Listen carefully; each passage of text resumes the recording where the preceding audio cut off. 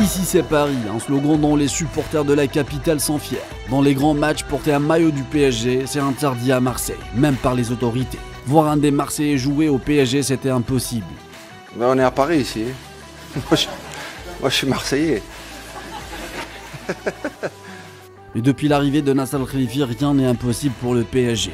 Messi, Zlatan, Neymar, Mbappé. Le Paris Saint-Germain est toujours à la recherche d'une étoile de Ligue des Champions. Les meilleurs entraîneurs sont passés, Ancelotti, Tuchel, Emre et bien d'autres. Le meilleur résultat, une finale perdue face au Bayern de Munich, par un but d'un Français Coman.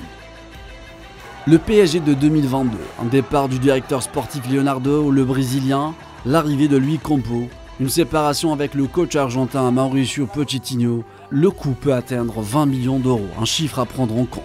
Les rumeurs d'il y a quelques semaines sont devenues des infos qui circulent. Zidane au PSG. Le champion du monde 98 est libre de tout contrat depuis son départ du Real de Madrid à la fin de la saison 2020-2021. Le président français Emmanuel Macron souhaite le voir entraîner un club de Ligue 1. Donc moi je souhaite pour le rayonnement du championnat français pour la France qu'il revienne et qu'il vienne entraîner un grand club français. Ce serait formidable.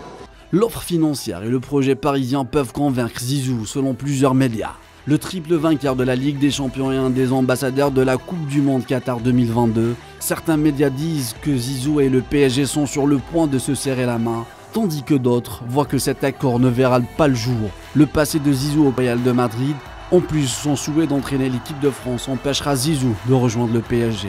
De quel côté passera l'homme de la roulette ?